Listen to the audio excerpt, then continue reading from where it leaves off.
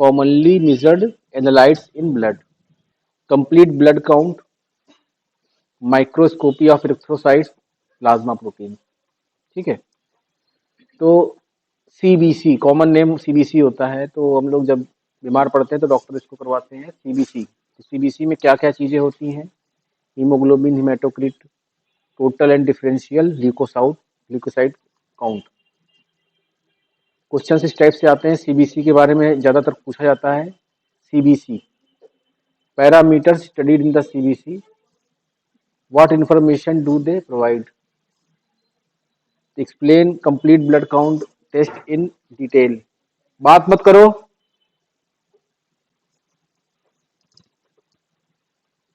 या फिर white blood cell part of complete blood count, what health information by evaluating WBC. या फिर नया क्वेश्चन बना देंगे ग्लाइकेटेड हीमोग्लोबिन। पता है ग्लाइकेटेड हीमोग्लोबिन। फिर microscopy of red blood cells for clinical purposes. Microscopy blood का मतलब माइक्रोस्कोप के अंदर वो कैसे दिखाई देता है और उससे क्या इंटरप्रिटेशन हो सकता है, वो सब कुछ। या फिर plasma protein and their analysis in disease diagnosis. तो क्वेश्चन कहने का मतलब एक सीबीसी वाला ही ऐसा है जो कि काफी रिपीट होता है। बाकी सारे क्वेश्चंस जो है आप देखोगे कुछ अलग अलग चीजें पूछी जाती हैं, मतलब उसमें से ही इंफॉर्मेशन कुछ भी पूछ सकते हैं वो आपसे। ब्लड, ब्लड क्या होता है? What is blood? Body fluid होता है। तो ब्लड क्या है? जिसे वाइटल बॉडी फ्लूइड, बॉडी के अंदर एक ऐसा फ्लूइड जो कि लाइफ को सपोर्ट करता है ना। जितना भी कुछ आपके चल रहा है सब कुछ ब्लड के ऊपर डिपेंड है। इसमें क्या होता है? वेरियस फिजियोलॉजिकल फंक्शंस करता है ब्लड। आप अगर सांस ले रहे हो तो ऑक्सीजन ले रहे हो, ऑक्सीजन ब्लड के थ्रू ट्रेवल करके जाएगा, सारे जो सेल्स हैं उसके पास पहुंचेगा, वहां से CO2 लेगा, वापिस आपके बाहर निकलेगा। या फिर जो आप खाना भी खाते हो वो भी आप देखते हो कि डाइजेशन के बाद वो ब्लड में मिलता है, उसके बाद वो न्यूट्रिएंट जाता है आगे। तो डिस्पाइट और इतना कुछ होने के बावजूद आज तक जो है ब्लड को क्रिएट नहीं किया जा सका। Despite advancement in creating blood components for specific medical purposes, developing a fully artificial substitute for human blood remains. मतलब इतना साइंस ने डेवलपमेंट कर लिया लेकिन ब्लड का कोई सब्स्टिट्यूट नहीं बना पाया, क्योंकि इसका फंक्शन बहुत ही डाइवर्स है। मतलब एक तो ट्रांसपोर्ट आप देख रहे हो, साथ में डिफेंस में भी इसका रोल है ना। कई जगह पे इसका बहुत इंपॉर्टेंट रोल होता है। तो यहाँ पे आप देखोगे ब्लड का जो कंपोजिशन है, ठीक है। तो ये जैसे मैंने यहाँ पे दे रखा है आपको, एक फिगर लगा रखा है, प्लाज्मा, बफी कोट, आरबीसी, है ना। कोई अगर ब्लड लेते हैं आप और उसको सेंट्रीफ्यूज करते हो, सेंट्रीफ्यूज ना भी करो, कुछ देर के लिए आप छोड़ दो, तो भी आप देखोगे वो सेपरेट हो जाएगा। 3 लेयर्स बन जाएंगे उसमें। एक येलो टाइप की प्लाज्मा, देन एक बीच में आप छोटा सा लेयर देखोगे, बफी कोट जिसे बोलते हैं, बहुत ही थिन लेयर होगी ये। और फिर एक वॉल्यूम, लार्जर वॉल्यूम आरबीसी का रहेगा उसमें। तो यहाँ पे देखने को क्या मिलता है कि इसे हम 3 पार्ट्स में डिवाइड कर सकते हैं मेनली। तो यहाँ पे क्या है? इलेक्ट्रोसाइट्स, ल्यूकोसाइट्स, प्लेटलेट्स, प्लाज्मा। तो प्लाज्मा जो इसका लिक्विड वाला पार्ट है, तो वहां पे आप देखोगे वाटर है। प्लाज्मा क्या है? लिक्विड टाइप में है वो। साथ में इलेक्ट्रोलाइट्स मिल रहा है, प्रोटीन, हार्मोन्स, वो सब कुछ इसके अंदर आपको मिलेगा प्लाज्मा में। और अपनी बॉडी वेट का around 8 to 10% of the body weight का ये ब्लड पाया जाता है। किसी भी बॉडी में 8 to 10%, जैसे बॉडी का अगर वेट है तो उसका 8 to 10% आपका ब्लड होगा। Around 4 to 5 litres in female and 5 to 6 litre of males. अब ये एक बॉटल है, ये 1 लीटर की होगी, तो जनरली इसमें आप देखिए 5-6 बोतल्स ब्लड जो है मेल्स में पाया जाएगा लगभग। फिर इसका टेम्परेचर 38 डिग्री सेल्सियस, नॉर्मल इसका देखेंगे 38 डिग्री सेल्सियस, और पीएच का 7.35 to 7.45, स्लाइटली बेसिक होता है ये, है ना। और पीएच भी बहुत ज्यादा ये कंट्रोल्ड वे में रहता है, एक बफर टाइप पे ये बनाता है। तो ये बेसिक क्यों होता है? क्योंकि ब्लड का जो एक तो आपने को देखा ट्रांसपोर्ट करता है, ट्रांसपोर्ट करता है, लेकिन ट्रांसपोर्ट के बाद वो ट्रांसपोर्ट करने के बाद एक्सचेंज भी होती हैं चीजें, जैसे CO2 हुआ, O2 हुआ, आपका एक्सचेंज हो रहा है, न्यूट्रिएंट्स हुए वो एक्सचेंज हो रहा है। तो एक एसिड और बेस का बफर सिस्टम चाहिए होगा जिससे कि ये सारा कुछ प्रोसेस कर पाए नॉर्मली। तो यहाँ पे बाइकार्बोनेट्स होते हैं, जैसे आप CO2 लेते हो, वो आपके CO2 लेते हो, वाटर के साथ मिल जाती है वो, तो कार्बोनिक एसिड बन जाता है आपका, है ना। कार्बोनिक एसिड पता ही नहीं आपको?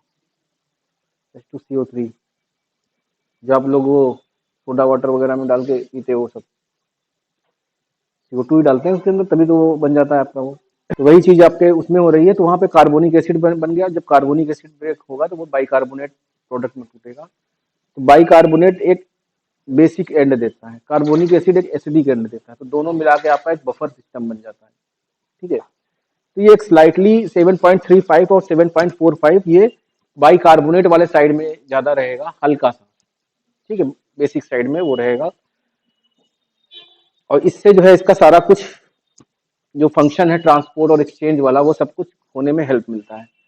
इसके अलावा इसकी विस्कोसिटी 4.5 to 5 टाइम्स वाटर से ज्यादा होती है। विस्कोसिटी क्या होता है?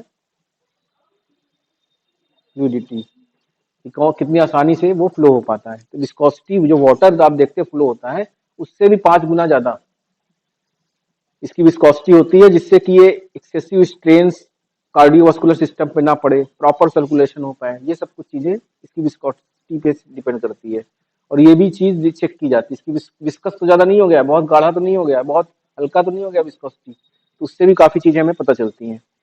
कलर भी देखते हैं तो brighter red compare to the venous blood due to the higher oxygen level, है ना। तो यहाँ पे एक ब्राइटर रेड, जिसे ऑक्सीजन ज्यादा रहेगा तो वहां पे ब्राइटर रेड रहेगा। अगर कार्बन डाइऑक्साइड जाएगा तो darker in colour, dark red colour में आ जाएगा वो। फिर आते हैं फंक्शंस ऑफ ब्लड। ब्लड के क्या फंक्शंस होते हैं? तो फंक्शंस तो जनरली सबको आइडिया है ये क्या होता है। ये ट्रांसपोर्ट हो गया, एक तो गैस ट्रांसपोर्ट हो रहा है lungs to body tissue, carbon dioxide from the tissue to the lungs. Nutrient जो भी है आप डाइजेस्टिव ट्रैक्ट से वेरियस टिश्यूज में जा रहा है। वेस्ट प्रोडक्ट्स, इसके अलावा वेस्ट प्रोडक्ट जो निकलता है आपका लीवर से हुआ, किडनी से हुआ, डिटॉक्सिफाई करते हो आप, तो वो भी आप ब्लड की एक माध्यम से ही होता है। हार्मोन्स एक सेल में प्रोड्यूस होता है, दूसरे सेल में टारगेट सेल में जाके एक्ट करता है, वो भी ब्लड के माध्यम से होगा। हीट, आप देखते हो कि हमारा temperature, transporting heat to the skin, वो भी ब्लड के द्वारा ही हमें पूरा एक टेम्परेचर का मेंटेन रहता है, हमारी बॉडी का टेम्परेचर।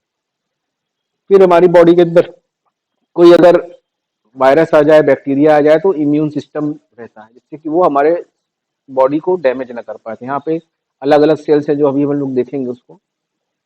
WBCs हुआ, invading micro organism and cancer cells, antibodies. ठीक है, तो blood contains antibodies and protein to neutralise and eliminate pathogenic substance. Clotting, platelet होता है, बहुत इंपॉर्टेंट रोल प्ले करता है, आप देखते हो। तो ये crucial role in initiating blood clotting में, जो ब्लड क्लॉट हो जाती है, अगर कहीं आपको चोट लग जाती है तो ब्लड क्लॉट हो जाता है, तो वहां वो फंस के अपना एक जाल टाइप में बना देते हैं, तो वो भी आपका ब्लड क्लॉटिंग में ये हेल्प करते हैं, प्रोटेक्शन। फिर रेगुलेशन, एसिड बेस बफर जो मैंने बताया आपको, they act as a buffer. तो इससे क्या है, बॉडी का पीएच मेंटेन रहेगा, तो सब कुछ प्रोसेस जो बायोकेमिकल रिएक्शंस होते हैं उसमें पीएच बहुत इंपॉर्टेंट रोल होता है, तो वो सब प्रॉपर हो पाएगा। वाटर बैलेंस बनाने में, वाटर का बैलेंस बॉडी के अंदर।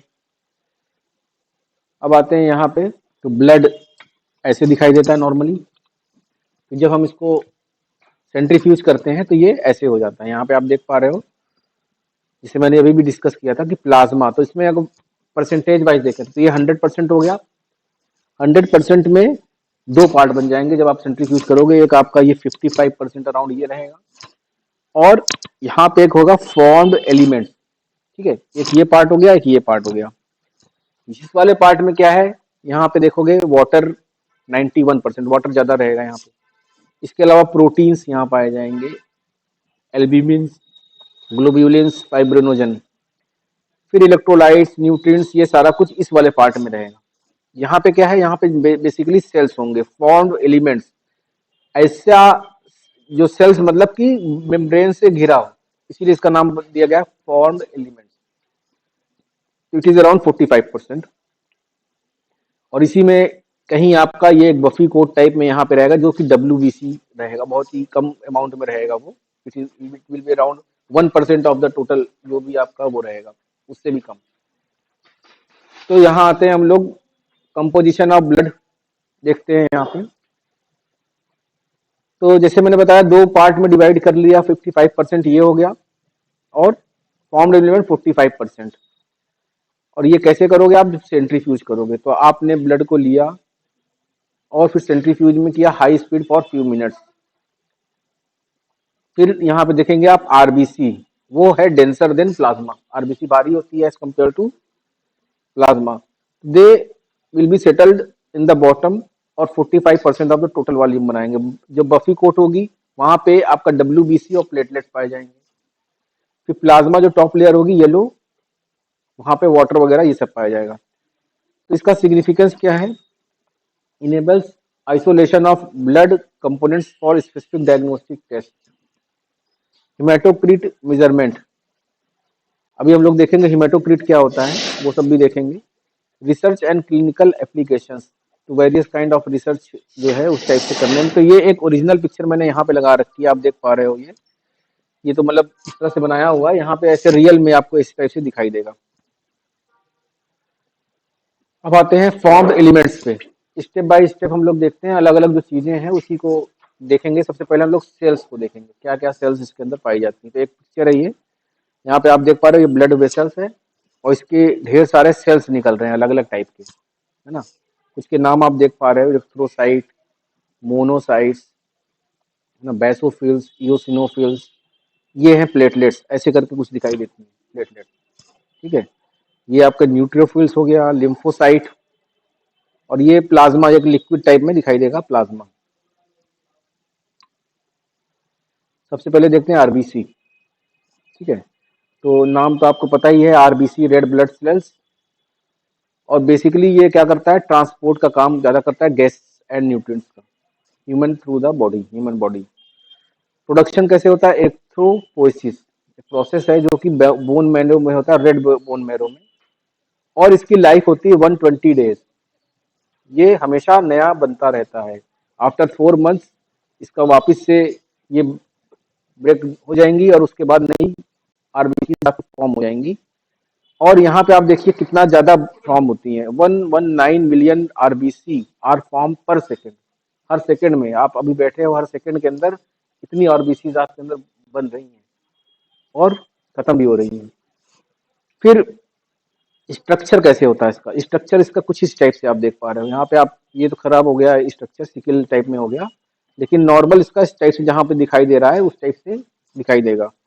तो इट लैक ए न्यूक्लियस, क्योंकि इसका जो काम है ना, वो क्या काम है इसका, ट्रांसपोर्ट ऑफ गैसेस, है ना। तो अगर इसके अंदर न्यूक्लियस काफी बड़ा स्पेस ले लेता है, अगर वो ज्यादा रहेगा तो गैसेस का अमाउंट कम हो जाएगा। तो नेचर ने क्या किया, इसका न्यूक्लियस ही हटा दिया। तो बिना न्यूक्लियस के ये सेल है, सेल अपनी बॉडी के अंदर एक ऐसी है जो कि बिना न्यूक्लियस के हैं। और न्यूक्लियस ना होने से इनको कई बेनिफिट्स हैं। एक तो ये ज्यादा गैस ले पाएंगी, दूसरा ये कहीं से भी निकल जाएंगी, फ्लेक्सिबल हो गई ना। न्यूक्लियस होगा, फ्लेक्सिबिलिटी नहीं रहेगी, तो वेसल्स है छोटी, उसमें उसमें से निकल गई, कहीं से भी इसका जो है हो सकता है। तो दे हैव हीमोग्लोबिन, एक हीमोग्लोबिन पिगमेंट जो है वो red iron rich protein, they carries the oxygen, और its surrounded by the composed of the lipid and protein, इस टाइप से होगा। तो इनका शेप अगर देखें तो क्या है, बाई कॉनकेव, है ना, with a thick rim and thin sunken center providing flexibility and resilience. Membrane composition क्या है, glycoprotein and glycolipids determining blood type. यहाँ पे आप देखते हो कि ब्लड टाइप, कौन कौन से ब्लड टाइप होते हैं।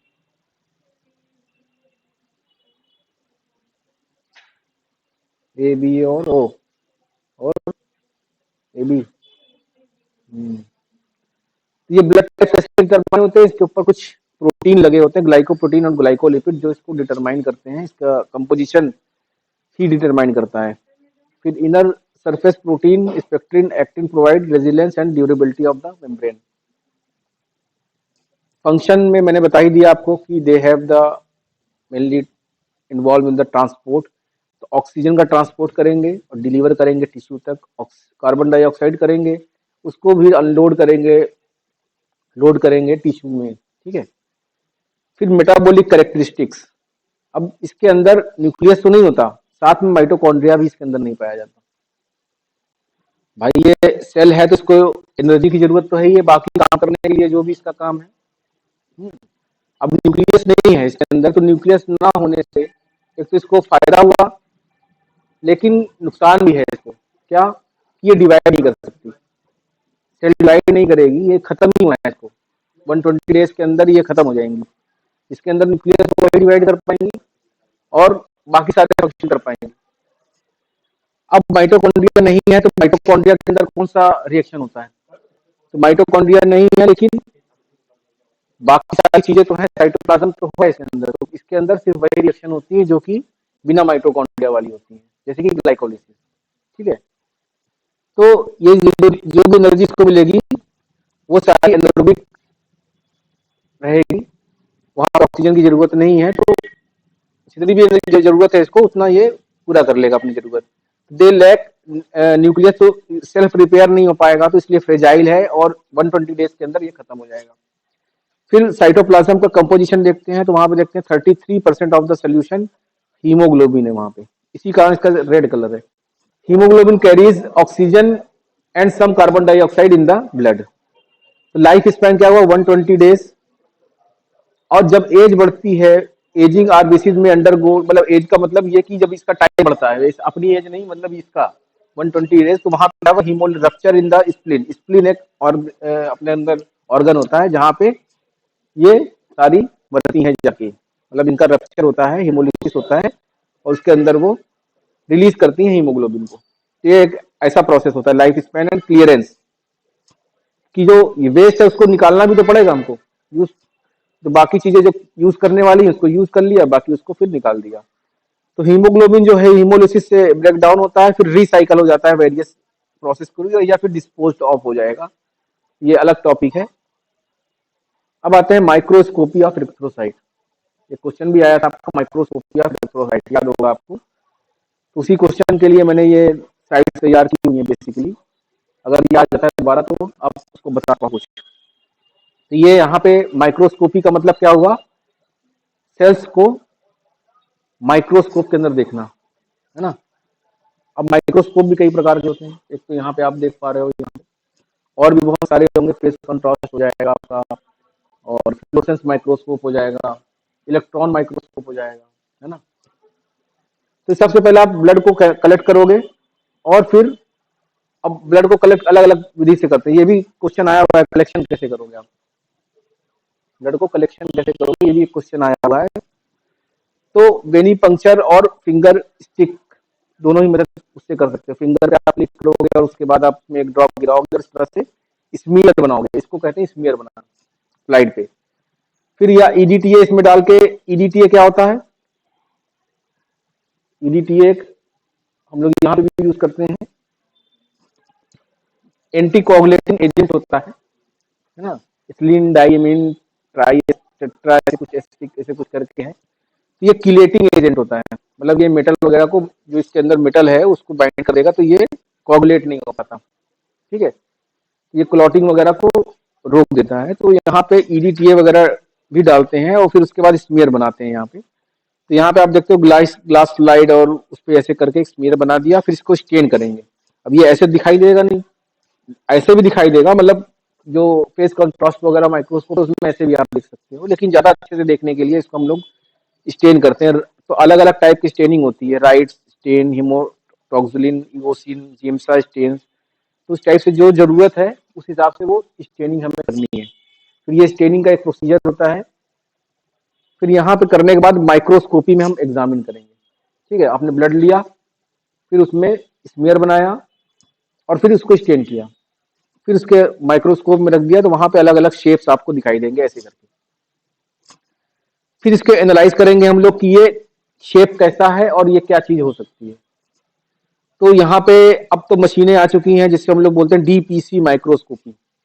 ऑटोमेटिकली आपने ब्लड का ड्रॉप डाला इसके अंदर, ये सारा कुछ करके आपको दे देगी। सारे parameters, blood cell count, haemoglobin, MCV, MCH, ये सारा कुछ अभी हम लोग पढ़ेंगे, हिमेटोक्रिट, ये सब कुछ निकाल के आपको दे देगी। और ब्लड की टाइप भी बता देगी, एबीओ, आरएच ब्लड ग्रुप, सब कुछ आपको ऑटोमेटिकली मिल जाता है। तो ये कुछ माइक्रोस्कोपी होती है जो कि हम लोग करते हैं। एक ब्राइट फील्ड माइक्रोस्कोपी जो यहाँ पे हो रहा है, जैसे ये वाली ब्राइट फील्ड हो गई, नॉर्मल कॉमन मेथड है ना, सेल ऑब्जर्वेशन का। फिर फेस कॉन्ट्रास्ट, मतलब अलग अलग आप देखते हो पिक्चर को कॉन्ट्रास्ट करके आप देखते हो, है ना, ये क्लियर दिख रही है, ये नहीं दिख रही है, तो उस टाइप से विदाउट स्टेनिंग, इसमें स्टेनिंग की जरूरत नहीं है, तो वो हम लोग देख सकते हैं वो। या फिर डीआईसी जो मैंने अभी बताया, 3D इमेजेस मिलेंगी आपको, या फिर फ्लोरेसेंस माइक्रोस्कोपी। फ्लोरेसेंस माइक्रोस्कोपी का मतलब कि आपने कुछ कंपोनेंट्स इसमें डाई डाल दिया, वो फ्लोरेस करेगी और आपको वो दिखाई देगा।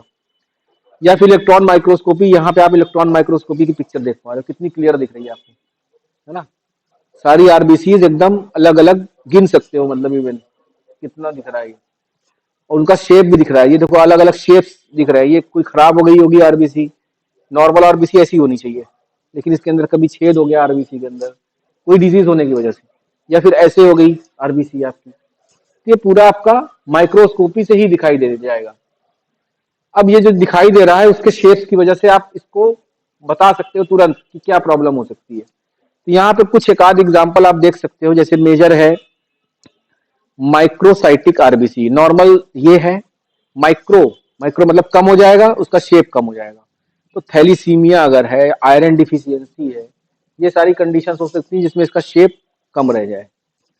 या फिर विटामिन B12 की डिफिशियंसी हो गई, लीवर डिजीज हो गई, या फिर कीमोथेरेपी आपकी चल रही है, तो वहां पे शेप इसका बढ़ जाएगा, तो माइक्रोसाइटिक आरबीसी, ठीक है। तो इस तरह से अलग अलग शेप्स हैं, अलग अलग डिजीजेज हैं। एक सिकल सेल फेमस है, आप देख पा रहे हो, सिकल सेल हो जाती है, ऐसे करके हो जाएंगी। तो ये अलग अलग आप एग्जाम्पल जो है लिख सकते हो, देख सकते हो इस टाइप से। अब आते हैं डब्ल्यूबीसी पे। तो आरबीसी ने आप लोगों ने देख लिया कि माइक्रोस्कोपी ऑफ, अगर क्वेश्चन आता है तो आप लोग उसको बना के लिख पाओगे कि ये माइक्रोस्कोप है, और इस टाइप से एक आर सिकल सेल वाले, या जो बड़े हो गए, छोटे हो गए, मैक्रो, माइक्रो, वो सब एग्जाम्पल आप लोग डाल सकते हो। फिर डब्ल्यूबीसी में क्या है, डब्ल्यूबीसी को हम लोग बोलेंगे ल्यूकोसाइट ना। तो यहाँ पे टाइप्स देखते हैं। तो डब्ल्यूबीसी बहुत ही इंपॉर्टेंट रोल करता है हमारा, क्या काम करता है ये, इम्यून सिस्टम को बनाता है, ठीक है। लेकिन इसका परसेंटेज बहुत कम होता है, 1%, मतलब इतना इंपॉर्टेंट काम करते हुए भी ये बहुत ही कम अमाउंट में मौजूद है। और इसका क्या रीजन हो सकता है कि जब इसकी जरूरत है तभी ये प्रेजेंट है। नॉर्मल ये आपको दिखेगा नहीं, लेकिन जब इसका जरूरत होगा तो वो ब्लड में आ जाएगा करके। तो it constitute around 1% of the total blood volume healthy adults में। और हीमेटोपोइसिस जो प्रोसेस होता है बोन मैरो के अंदर ही, बोन मैरो के अंदर दोनों सेल्स बनेंगी आपकी, आरबीसी वाली बनेंगी और ये वाली भी बन जाएगी। माइलॉइड वाला होगा तो वो डब्ल्यूबीसी की तरफ आ जाएगा, और लिम्फॉइड वाला होगा तो माइलॉइड वाले में ही दोनों ही होंगे, आरबीसी और वो, लिम्फॉइड वाले में लिम्फ वाली बनेगी। तो स्टेम सेल्स जो होती है वो दोनों टाइप से आपका डिफ्रेंशिएट कर सकती है। स्टेम सेल को पता है कि नहीं, स्टेम सेल क्या होता है, हाँ, डिफ्रेंशिएट कर जाए। तो स्टेम सेल जो नाम से ही पता चल रहा है, स्टेम, तो अलग अलग पार्ट्स उससे बन सकते हैं आपके, तो वो सारी सेल्स बना सकती है। तो unlike RBC WBC have nucleus, इसके अंदर न्यूक्लियस पाया जाएगा। लैक हीमोग्लोबिन, हीमोग्लोबिन नहीं पाया जाएगा। इसका मेजर फंक्शन क्या है इम्यून सिस्टम में, तो डिफेंड करती है फॉरेन पार्टिकल से। Hematopoiesis is produce in the bone marrow through the process called hematopoiesis. और वहां पे आप देखोगे अलग अलग प्रकार के डब्ल्यूबीसी का निर्माण हो जाता है ना।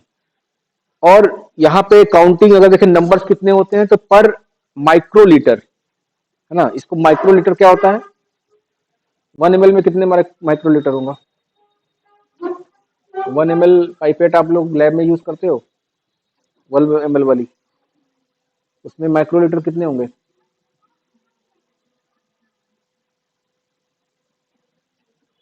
1000 माइक्रोलीटर, है ना, सही है। तो 1000 माइक्रोलीटर, तो 1 माइक्रोलीटर सोच सकते हो आप कितना ज्यादा वो होगा, है ना, कम अमाउंट। और उसमें उसमें स्टेपलर उधर ही रखा है ना, इधर ही है, इसीलिए तो बोल रहा हूँ। तो 1 माइक्रोलीटर में 4000 to 10,000 सेल्स, मतलब हम लोग सोच भी नहीं सकते कि इतने कम अमाउंट में 4000 से 10,000 सेल्स पाई जाती है 1 माइक्रोलीटर के अंदर। और ये बढ़ भी जाती है 25,000 पर ml तक, जो है ये बढ़ जाती है इस टाइप से। अब आते हैं यहाँ पे इम्यून रिस्पॉन्स, ठीक है। इम्यून रिस्पॉन्स में it's plays a very important role. तो यहाँ पे कैटेगराइज कर पाते हैं, इम्यून रिस्पॉन्स दो टाइप के होते हैं, एक होता है इननेट और एक होता है एडेप्टिव। क्या डिफरेंस है?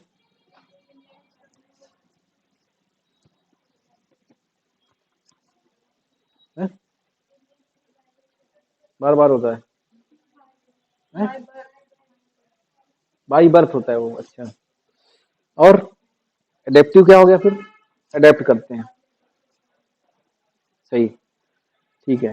तो इननेट जो है पहला लाइन ऑफ डिफेंस सिस्टम होता है आपका, तुरंत ही जैसे कोई आया आपका, तो तुरंत ही आपका वो जैसे वो का एक्टिवेट हो जाएगा। तो यहाँ पे आप देखोगे दे हैव द डिफरेंट सेल्स, और यहाँ पे डिफरेंट सेल्स पाई जाती हैं। तो इननेट वाले में न्यूट्रोफिल्स, मोनोसाइट्स या NK cells, they are the key components of the innate immunity.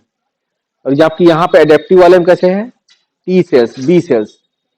तो दे आर अडेप्टेड, अडेप्ट का मतलब उन्होंने अडेप्ट किया हुआ है। अगर कोई बैक्टीरिया आ जाता है आपका, तो वो उसके कारण ये अडेप्ट हो जाती हैं कि अब दोबारा वो आएगा तो वो अडेप्ट हो चुकी हैं उसके लिए। तो दोनों ही लाइन ऑफ डिफेंस हमारे अंदर पाई जाती है, इननेट इम्यूनिटी और एडेप्टिव इम्यूनिटी, और दोनों में अलग अलग प्रकार की सेल्स होती हैं। टी सेल्स बहुत ही इंपॉर्टेंट रोल प्ले करती है सेल मीडिएटेड इम्यूनिटी, जबकि बी सेल्स आपकी एंटीबॉडीज वगैरह बनाती हैं। टी और बी सेल्स जो है उसकी बात कर रहा हूं मैं। तो एंटीबॉडीज आप लोग नाम से जानते हो क्या होती है एंटीबॉडीज, एंटीजन के खिलाफ एंटीबॉडीज बनती हैं, तो ये बी सेल्स के द्वारा बनती हैं। और इनके पैगोसाइटोसिस, तो यहाँ पे कुछ फाइगोसाइटोसिस सेल्स पाई जाएंगी। ये लोग फैगोसाइटोसिस का भी काम करती हैं। फैगोसाइटोसिस का मतलब इनगल्फ कर लेना, है ना, डाइजेस्ट कर लेना, उनको पकड़ के खा जाना टाइप से, वो सब चीज ये करती हैं। तो यहाँ पे सेलुलर डिब्रीज हुआ, फॉरेन पार्टिकल्स हुआ, तो वहां पे ये फैगोसाइटोसिस बहुत ही क्रूशियल मैकेनिज्म बन जाता है, जो इन्फेक्शियस एजेंट्स वगैरह को निकालने के लिए। फिर एक और इनका रोल होता है कीमोटैक्सिस। कीमोटैक्सिस क्या होता है? They move towards the area of infection. आप लोगों ने देखा होगा कि जहां पे आपको चोट लगी या घाव हुआ, तुरंत ही वहां रेडिश कलर का और वो हो जाता है, पता चल जाता है कि ये चोट यहाँ लगी है। तो एक सिग्नल सिक्रीट हो जाता है, और उस सिग्नल को पहचान के ये मूव कर सकती हैं, सेल यहाँ से वहां पहुंच सकती हैं। तो they have the ability to move towards the area of infection और inflammation in response of chemical signals. Chemotaxis WBC को हेल्प करती है लोकेट करने में टारगेट साइट्स को। फिर साइटोकाइन रिलीज, आपने पहचान लिया, साथ में आप सिग्नल भी दे रहे हो साथ वाले को कि यहाँ पे प्रॉब्लम है, तो they release cytokines and regulate the immune response. Pro inflammatory cytokines like interleukins and tumor necrosis factor, they amplify the immune response during infection and inflammation। इनका एक ऐसा सिस्टम है कि कोई भी इन्फेक्शन या कुछ टाइप से हुआ तो ये सिग्नल दे देती है, जिससे कि इम्यून रिस्पॉन्स बहुत तेजी से होने पाए।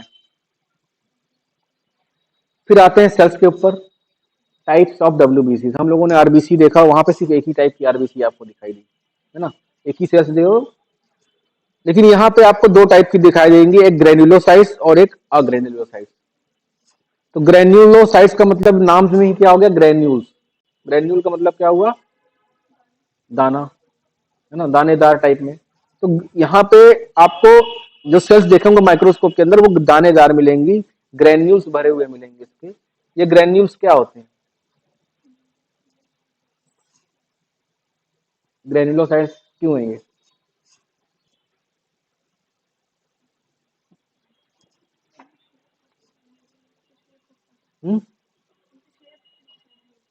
शेप के कारण नहीं, शेप तो नहीं इसमें, मतलब अब ग्रेन्यूल्स है, उनके अंदर कुछ भरा हुआ है, तो कुछ एंजाइम्स भरे होंगे जिसके कारण उनका ग्रेन्यूल शेप आया हुआ है। तो ये ग्रेन्यूल्स के अंदर आपके एंजाइम्स भरे होंगे, अलग अलग ये काम करने के लिए काम होते हैं। तो सबसे बड़ा जो ग्रेन्यूलोसाइट्स है वो है neutrophils, around 50% of the total WBC. जो यहाँ पे आप तीन दे पा रहे हैं, न्यूट्रोफिल्स, योसिनोफिल्स एंड बेसोफिल्स, तीन ग्रेन्यूलोसाइट्स पाए जाते हैं। तीनों में सबसे ज्यादा मेजर पोर्शन आपका न्यूट्रोफिल्स में होगा, और ये भी आपका बोन मैरो से रिलीज होता है और इनिशियल इम्यून रिस्पॉन्स में इंपॉर्टेंट रोल प्ले करता है। और ये पॉलीमार्फो न्यूक्लियर है, ये अपना रूप बदल लेता है, शेप्स जो है उसका अलग अलग हो जाता है। यहाँ पे आप देख पा रहे हो ये ऐसे दिखाई देता है, लेकिन जब ये आ जाता है कोई वायरस वगैरह या कुछ बैक्टीरिया आ जाता है, तो यहाँ पे देख पा रहे हो ये ऐसे हाथ टाइप में इसके निकलेंगे, जाल टाइप में इसके तुरंत ऐसे निकलेंगे, पकड़ लेंगे उसको ऐसे करके। ऐसे होता है, मतलब तुमने माइक्रोस्कोप में अगर देखो तो इस टाइप से निकलेंगे, फाइबर्स निकलेंगे और उसको पकड़ने की कोशिश करेंगे करके। तो ये polymorpho nuclear PMN, because they are characterize with variety of nuclear, और न्यूक्लियर शेप्स भी वहां पे पाया जाता है। Fine cytoplasmic granules, they are major pathogenic fighting immune cells that migrate infection sites, identifying and eliminating bacteria and virus. They also send signals to alert other immune system. फिर एक होता है इओसिनोफिल्स, है ना, आपने सुना होगा एक चीज इस्नोफिलिया। क्यों, कैसे होता है वो, क्या होता है?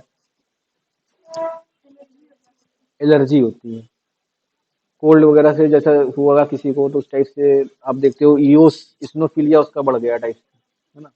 तो वह इस्नोफिलिया का मतलब ये वाली संख्याएं बढ़ गई हैं, इओसिनोफिल जो है उसका अमाउंट बढ़ गया है। ये काम करती क्या है, they are the large granules function in destroying allergen, जो एलर्जेंस होंगे उनको डिस्ट्रॉय करने के लिए ये बनना शुरू हो जाती है, और इसीलिए उसकी मात्रा जो है 5% से ज्यादा हो जाएगी डब्ल्यूबीसी के अंदर। तो they have the large granules and prominent nucleus divided into two lobes. यहाँ पे आप देख पा रहे हो दो लोब्स ही है इसके, वहां पे ढेर सारे थे polymorph nuclear. So they are the abundant in the digestive system, playing role in defense system, invading bacteria and parasites. आते हैं बेसोफिल्स, ये डब्ल्यूबीसी के अंदर सबसे कम अमाउंट में पाई जाती हैं, 1%। लेकिन जो अस्थमा वगैरह होता है वहां पे ये एक्टिवेट होती है, स्टिमुलेट द हिस्टामिन रिलीज। तो वहां पे आप देखेंगे इन्फ्लेमेशन एंड ब्रोंको कॉन्स्ट्रक्शन, इसमें ये काम करेंगी। They secrete histamine increasing tissue blood flow. तो ये होता क्यों है कि उसका ब्लड फ्लो इंक्रीज हो जाए, है ना, जो हमारा जो ब्लड का फ्लो है वो इंक्रीज हो जाए। ब्लड फ्लो इंक्रीज होगा तो ऑक्सीजन हमें ज्यादा मिलेगी। क्या हुआ, कौन सी series?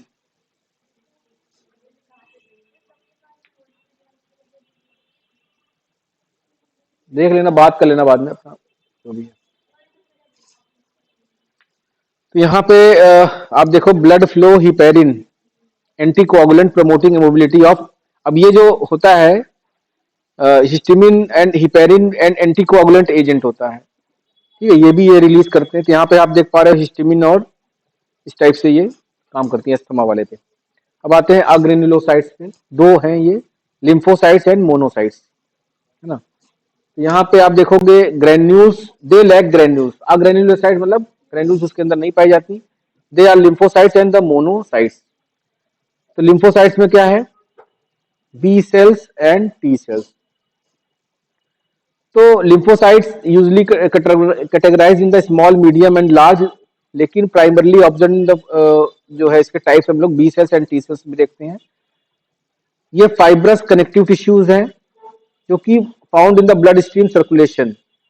Lymphocyte central to the immune response are divided two main types serving the distinct function, B cells and T cells। तो B cells आपका एंटीबॉडीज बनाती हैं, तो ये प्लाज्मा सेल्स में डिफरेंशिएट हो जाएंगी और एंटीबॉडीज को रिलीज करेंगी। टी सेल्स यहाँ पे हेल्पर टी सेल्स और साइटोटॉक्सिक टी सेल्स, है ना, यहाँ पे हम देखते हैं हम लोग टी सेल्स। तो T cells play key role in immune system, they are the cellular immunity, they responsible for direct attacking and destroying the infected and abnormal cells. तो ये जो है टी सेल्स यहाँ पे अराउंड 75%, जो हेल्पर टी सेल्स रहेंगी उसमें 75% helper वाली रहेंगी, बाकी ये रहेंगी आपकी साइटोटॉक्सिक टी सेल्स। और जब इन्फेक्शन होगा तो तुरंत ही ये ज्यादा बनना शुरू हो जाएंगी, नंबर इसके बढ़ जाएंगे। और आप देखोगे कि this they do this forming a series of protein mediators called lymphokines. They act as an immune system in the bone marrow cells.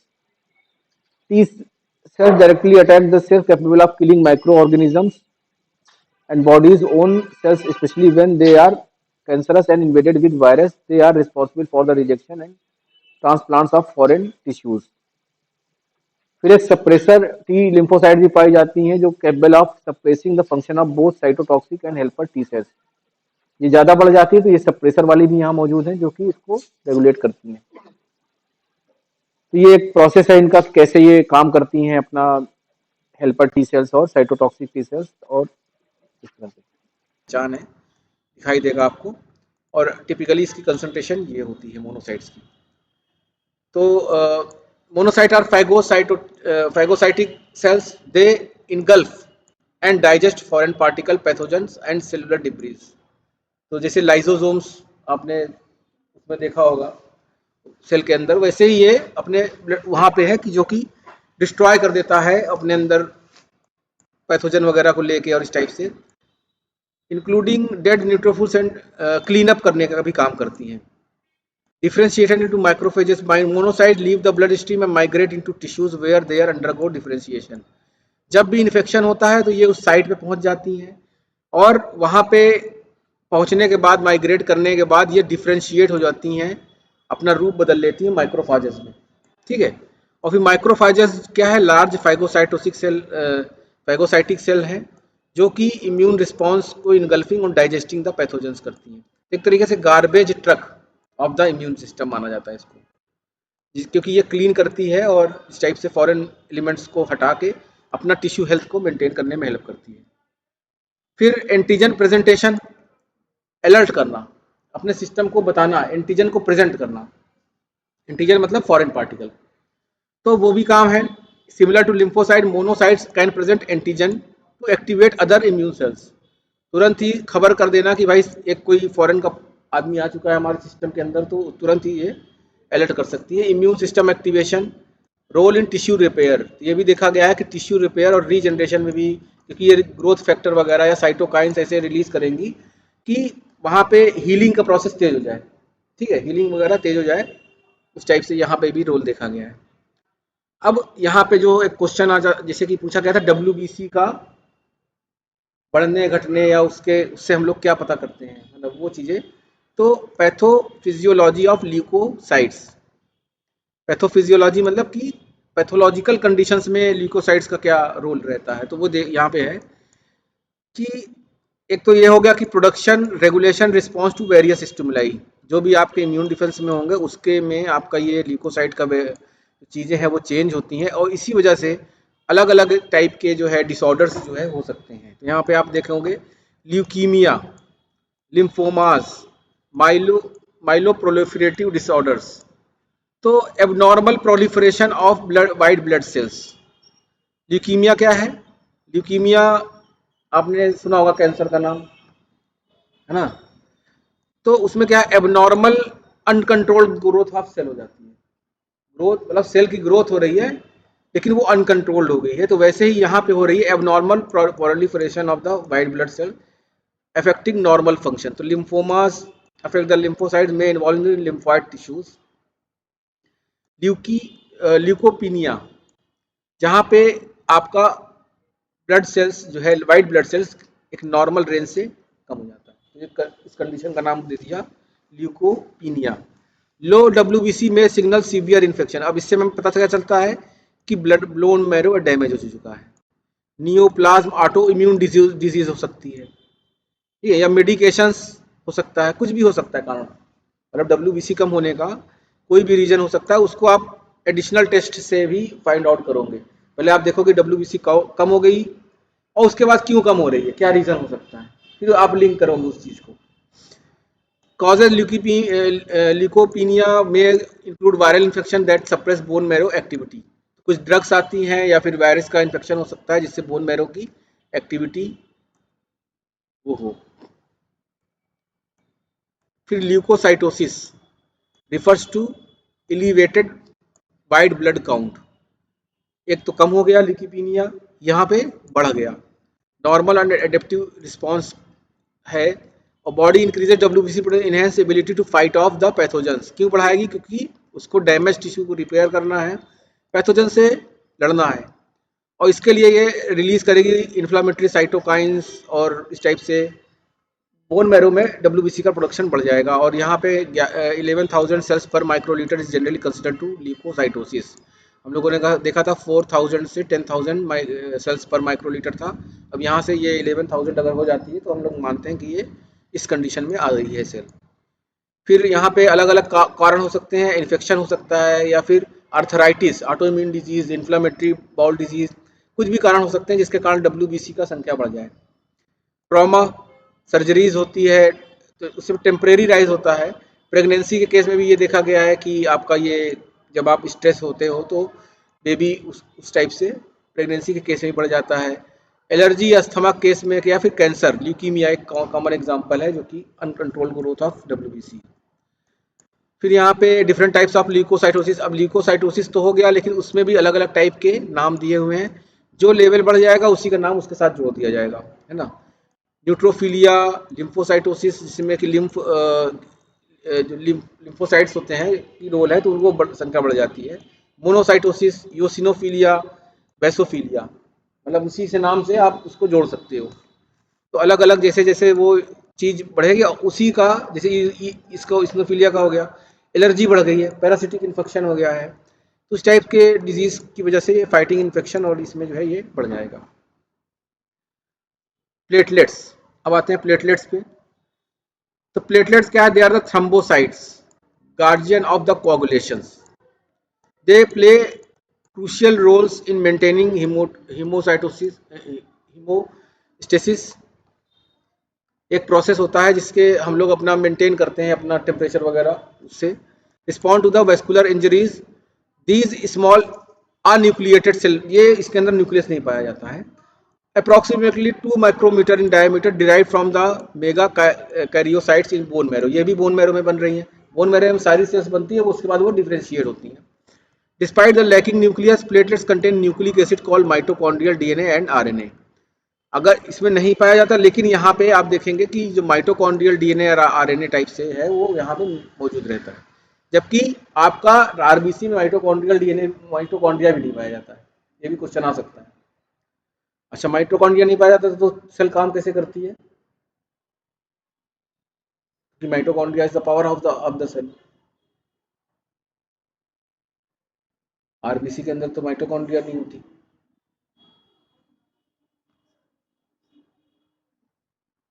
ये भी मतलब आज पूछ सकता है ना। तो माइटोकॉन्ड्रिया नहीं होता, लेकिन साइटोप्लाज्म तो होता है, तो अपना ग्लाइकोलिसिस, एनारोबिक फर्मेंटेशन, इस टाइप से जितना भी उसको जरूरत है उसमें उसको वो कर सकती है अपना करके, ठीक, उतने में उसका काम चल जाता है। Abundance and the life span, most abundant cells in the blood circulation, यहाँ बहुत ज़्यादा कंसंट्रेशन में पाई जाती है मोस्ट अबंडेंट सेल्स, और इसकी रेंज 150 to 410 सेल्स पर लीटर है। और रिलेटिवली शॉर्ट लाइफ, यहाँ 120 डेज उसका आरबीसी का होता है, और इसका और भी कम 7 से 10 दिन में, है ना, नहीं बन जाएंगे आपको। तो platelet circulate in the discoid form but undergo significant structural when activated. Normally ये डिस्क्वायर्ड टाइप की शेप में ऐसे करके ये अपना शेप में होंगी, लेकिन जब इनका काम होना होता है, एक्टिवेट होता है, ये स्ट्रक्चरल चेंज कर लेती हैं। Activation transform platelet into discoid form into compact spheres with dendritic extension facilitating platelet adhesion. ऐसा इसलिए करती हैं जिससे एडहेसिव हो सके, जहाँ जाके चिपक सके। कोगुलेशन में क्या होगा, जाके जाल में बनाना है, इस तरह से बनाना है जिससे कि वो रुक जाए। फिर यहाँ पे ब्लड का इसका फंक्शन क्या है, ब्लड कोगुलेशन को इनिशिएट करना। टेम्परेरी प्लेटलेट प्लग्स, जब ब्लीडिंग होने लगती है तो उसको रोकना मुश्किल हो जाता है, तो उसको हमको रोकना है। सबसे पहला सिस्टम यही है कि अगर ब्लीडिंग हो रही है तो सेल्स वहाँ जाएंगी, प्लेटलेट्स वहाँ पे उसको रोकेगी, तो टेम्परेरी प्लग्स बनाएंगी। सिक्रीशन ऑफ प्रो कोआगुलेंट्स, यहाँ पे ऐसा क्लॉटिंग फैक्टर सिक्रीट करेंगे जिससे ब्लड क्लॉटिंग जो है वो शुरू हो जाए काम। एथेरोस्क्लेरोसिस, ये एक डिजीज है जिसमें क्या होता है कि आपका मायोकार्डियल इन्फ्रक्शन या स्ट्रोक हो सकता है, ठीक है, आर्टरी वगैरह इसमें जो है वो हो जाती हैं, तो डेवलपमेंट इसके में भी ये कंट्रीब्यूट करती है। डिजॉल्विंग द ब्लड क्लॉट, ये भी देखा गया है कि अगर फालतू नहीं है तो ये डिजॉल्व कर देती हैं ब्लड क्लॉट को when they are not needed, तो मतलब बना भी सकती हैं और डिजॉल्व भी करती हैं। Haemostasis and bleeding disorder, platelet का डिसफंक्शन अगर हो जाता है तो ये सारी चीज़ें नहीं हो पाएंगी, आप हीमोस्टेसिस नहीं मेंटेन कर पाओगे और ये ब्लड कोagulation वाला भी आपका नहीं हो पाएगा। फिर इम्यून रिस्पांस के लिए भी यहाँ पे देखा गया है कि ये इनेट इम्यून सिस्टम जो है वो interacting with the pathogen like ये वो कर सकती हैं। फिर platelet secret molecules that attract macrophages, lymphocyte and other immune sales, तो एक इनिशियल रिस्पांस ये सीक्रेट करती हैं जिसकी बेसिस पे बाकी सेल्स अपना काम करना शुरू कर दें। Inflammation, tissue growth and immune response, platelets contribute to the inflammation by secreting chemicals that attract to neutrophils, monocytes to site of inflammation।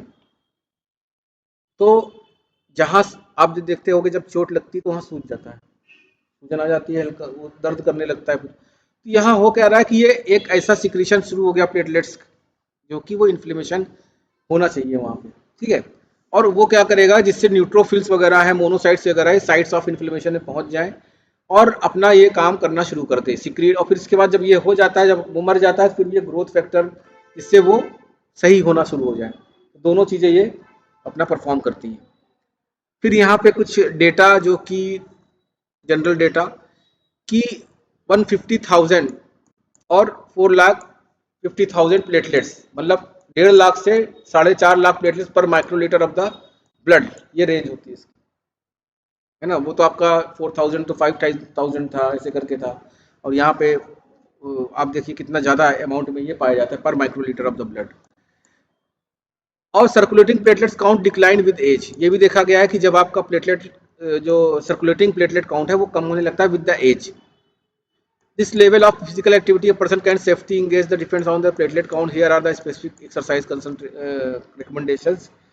तो अगर 15,000 से कम है प्लेटलेट तो आपको एकदम ऑल एक्टिविटी को लिमिट कर देना है। एक डिजीज होती है जिसमें प्लेटलेट गिर जाती है, कौन सी? डेंगू। तो डेंगू में ये इफेक्ट आता है तो प्लेटलेट गिर जाती है। तो ये वाली जो चीज़ें हैं कि इस टाइप से अगर प्लेटलेट काउंट है तो वो आपको करना चाहिए, करना मतलब इतना इतना रिकमेंडेड है करने में, इससे ज़्यादा आप करोगे तो मुश्किल हो सकती है। जब आप हाइयर हो तो आप एरोबिक वगैरह करोगे, जब आप लो हो तो आपको सारी लिमिट कर देनी चाहिए एक्टिविटी, ठीक है। अब यहाँ पे प्लेटलेट ट्रांसफ्यूजन भी होता है, एसेंशियल मेडिसिन फॉर हीमोटोलॉजिकल डिसऑर्डर और कैंसर। तो यहाँ पे ट्रांसफ्यूजन किया जाता है जिससे ब्लीडिंग वगैरह, कैंसर वगैरह ट्रीटमेंट के लिए, और सर्जरी वगैरह में वहाँ पे भी आप देखते हो बहुत सारी डिजीज़ है, ये डेंगू में भी आप चढ़ाते हो प्लेटलेट्स वगैरह, तो वो सब दिया हुआ है इसमें। अब यहाँ पे ब्लड प्लाज्मा का कंपोजिशन, तो ये हम लोगों ने प्लेटलेट पढ़ लिया, आरबीसी, डब्ल्यूबीसी ये सब देख लिया। अब आते हैं जो येलो वाला पोर्शन है, येलो वाला पोर्शन यानी कि ब्लड प्लाज्मा, अराउंड 55% आपका वो होता है ना, वाटर 91% हो गया। फिर इसमें जब इसका कंपोजिशन देखते हैं तो यहाँ पे 91% आपका वाटर रहेगा और 9% कोआगुलेंट्स रहेंगे, जिसमें कि आपका प्लाज्मा प्रोटीन, इलेक्ट्रोलाइट्स, इम्यूनोग्लोबिन्स पाया जाता है। अब ये जो कंसंट्रेशन है ये इसके फंक्शन करने के लिए बहुत इंपॉर्टेंट है, homeostasis and supporting various physiological process in the body. Protein, इसके अंदर एक प्रोटीन पाई जाएगी जो कि बहुत इंपॉर्टेंट रोल प्ले करेगी आपका क्लॉटिंग, डिफेंस एंड ट्रांसपोर्ट।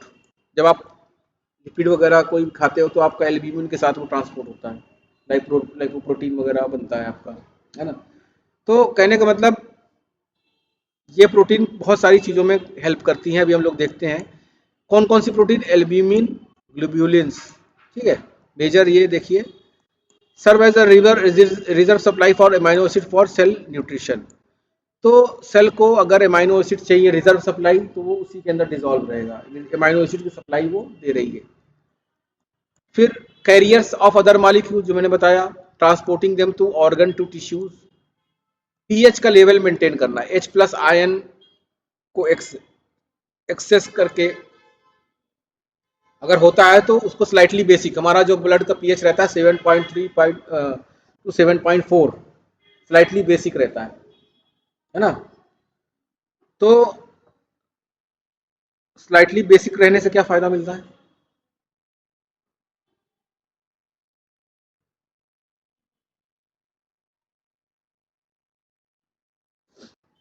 हम लोग का जो ब्लड रहता है वो थोड़ा स्लाइटली बेसिक रहता है।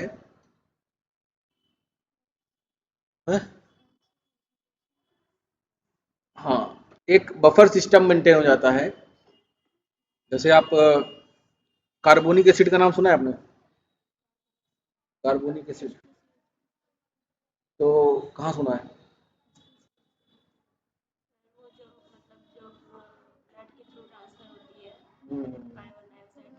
हाँ, कार्बोनिक एसिड की कंसंट्रेशन अगर बढ़ जाए तो ब्लड एसिडिक होने लगता है। एक और बनता है बाइकार्बोनेट। इन दोनों का मिला के एक बफर मेंटेन होता है जो कि इनके पीएच को मेंटेन करता है। ठीक है, कार्बोनिक एसिड आप यहाँ पे भी देखते हो, सोडा वाटर, कार्बन डाइऑक्साइड उसके अंदर डाल दिया वाटर के अंदर, फिर वो कार्बोनिक एसिड वाला ही आप जो है कहते हो कि अच्छा मतलब पचाएगा टाइप से, वो जो है वाटर बन जाता है कार्बोनिक एसिड। तो ये सारा कुछ जैसे है, तो ये एक बफर सिस्टम रहता है और ये वाले पीएच पे इनको आसान रहता है काम करना, मतलब जो ट्रांसफ़र है उसको आसानी से ये कर सकते हैं। एसिडिक वाले में हार्मफुल हो जाएगा सब चीज़ें, H प्लस आयन की कंसंट्रेशन बढ़ जाएगी। तो इसलिए जो ये स्लाइटली बेसिक रहता है और ये बफर टाइप में मेंटेन करके इस वाले लेवल पे मेंटेन रहना ही है, जिससे सारी फिजियोलॉजिकल फंक्शन इसके प्रॉपर तरीके से हो पाए। To interact with the blood coagulation in response to vascular injuries, water distribution between plasma, osmotic pressure को भी मेंटेन करना। जो ऑस्मोटिक प्रेशर है उसको मेंटेन करने के लिए इन प्रोटीन का रिक्वायरमेंट बहुत इंपॉर्टेंट रोल प्ले करते हैं, क्योंकि अगर ये प्रॉपरली मेंटेन नहीं होगा तो ये हमारे जैसे प्रोटीन की अगर कमी हो जाए तो सब जगह सूजन आना शुरू हो जाएगी, बॉडी सूजना शुरू हो जाएगी, इन्फ्लेमेशन आ जाएगा। क्यों? क्योंकि लीकेज शुरू हो गया, मतलब उसका जो है लीकेज शुरू हो जाएगा और उसके बाद वो सारे जगह पे भरना शुरू हो जाएगा करके। तो इसलिए इसकी कंसंट्रेशन बहुत इंपॉर्टेंट रोल प्ले करती है। तो विस्कोसिटी बनाने में ट्रांसपोर्ट लिपिड्स हार्मोन्स कैल्शियम, यहाँ पे इनका रोल है 60% एल्ब्यूमिन का। इसमें प्रोटीन में अब 60% हमारा एल्ब्यूमिन पाया जाएगा, 36% हमारा ग्लोबुलिन पाया जाएगा। अब यहाँ पे ये कौन अलग अलग अलग फॉर्म्स हैं, जैसे हेप्टोग्लोबुलिन, ये अलग अलग चीज़ें हैं, इसको आपको देखना पड़ेगा खुद से, इतना डिटेल में पढ़ाएंगे तो बहुत टाइम लग जाएगा। तो categories of the plasma protein, ठीक है, तो यहाँ पे जो मेजर कैटेगरीज है वो यहाँ पे दिया हुआ है, कौन कौन सी, एल्ब्यूमिन एंड ग्लोबुलिन्स। तो ये स्मॉल है लेकिन सबसे ज़्यादा है ना। और क्यों है? क्योंकि ये ऑस्मोटिक प्रेशर को मेंटेन करना है, loss of fluid to interstitial space, जो मैंने बताया था कि लॉस हो जाता है, fluid shift from blood to interstitial space, जहाँ भी स्पेस मिलेगा वहाँ पे फ्लूइड जो है जाने लगेगा। और इसके अलावा ड्रग, हार्मोन्स, फैटी एसिड के ट्रांसपोर्ट में ये एल्ब्यूमिन बहुत इंपॉर्टेंट रोल प्ले करते हैं। ग्लोबुलिन को सब डिवाइड किया गया है, यहाँ पे आप देख पा रहे हो, अल्फा बीटा और गामा ग्लोबुलिन, है ना, गामा ग्लोबुलिन। तो अल्फा बीटा जो है आपका फैट सॉल्युबल जो विटामिन होते हैं या लिपिड को करने में, ट्रांसपोर्टिंग में भी हेल्प करते हैं। गामा ग्लोबुल जो रहता है ग्लोबुलिन्स, वो इम्यूनोग्लोबुल्स, एंटीबॉडीज, नाम सुना होगा आपने एंटीबॉडीज वगैरह, they involve with the immune response, include HDL LDL regulating cholesterol impacting, ये इसके अलावा एचडीएल एलडीएल को भी रेगुलेट करती हैं, कोलेस्ट्रॉल लेवल को भी वो, क्योंकि ये लिपिड को ट्रांसपोर्ट करने में, लिपिड को मेंटेन करने में हेल्प करती है। एचडीएल जो है लिपिड ट्रांसपोर्ट में help, LDL cholesterol to tissue में। फिर फाइब्रिनोजन, मतलब ये दो हो गए, इसके बाद ये वाला जो एक और पाया जाता है जो फाइबर की तरह नेक आपको पूरा जाल बनाएगा, इसीलिए नाम इसका नाम फाइब्रिनोजन दिया गया है। ब्लड क्लॉटिंग में एक मेश बनाने में काम